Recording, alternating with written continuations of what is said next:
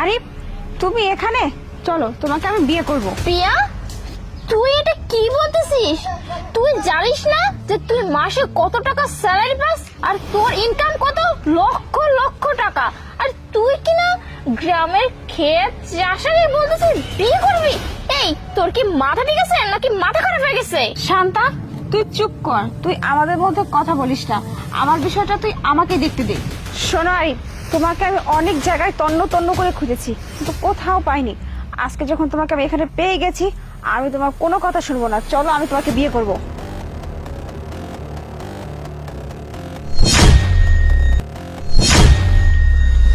আচ্ছা, আরিফ যে চলে গেল, আপনি কি জানেন ওর বাড়িটা কোথায়? বলতে পারবেন কোথায় গেল? হ্যাঁ হ্যাঁ, চিনবো না কেন, চলুন।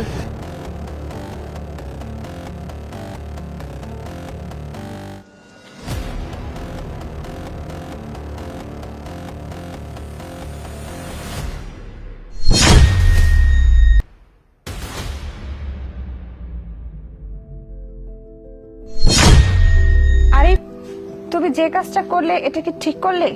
আমি তোমাকে ওখানে বললাম যে চলো আমরা বিয়ে করি, তুমি আমার কোনো কথা উত্তর না দিয়ে তুমি ওখান থেকে আমাকে লুকিয়ে পালিয়ে চলে আসলে। কেন করলে এমনটা? তুমি বাবা মার একমাত্র সন্তান, তুমি লেখাপড়া করে বড় হবে, তুমি চাকরি বাকরি করে বাবা মাকে নিয়ে ভালো থাকবে, সুখে শান্তি থাকবে, সেটা না করে তুমি বাবা মার কাছ থেকে পালিয়ে আসছো, এসে দূরে আসো, তাদের কোনো খোঁজ খবর নাও না, তাদের তুমি ঠকাচ্ছ, এমনকি তুমি আমাকেও ঠকাচ্ছ। কেন এমনটা করছো তুমি?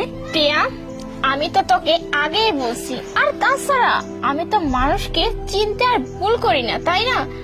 আর ওর যে অবস্থা, ওর যে ব্যবহার, তাতে ওর ব্যবহার আর কাজে কর্মে ওর চরিত্র নষ্ট হয়ে গেছে।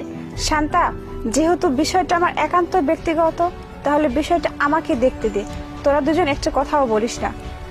আচ্ছা আরিফ, তুমি এমনটা কেন করতেছো বলো তো আমার সাথে? তুমি বাবা মাকে না দেখে, বাবা মার দায়িত্ব না নিয়ে, এত শিক্ষিত একটা ছেলে, তুমি শহর থেকে গ্রামে এসে পড়ে আছো, দিন মজুরের কাজ করতেছো, বাবা মার কাছ থেকে নিজেকে লুকাচ্ছ, আমার কাছ থেকে আড়াল করতেছো। কেন করতেছো তুমি এমনটা?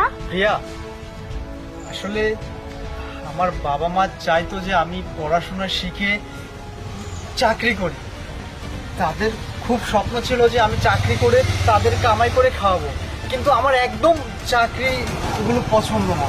আমি সবসময় চাইতাম যে আমি নিজে কিছু করি, কিন্তু পরিশেষে আমি এই জায়গাতে এসে বুঝতে পারলাম যে হাড় ভাঙা পরিশ্রম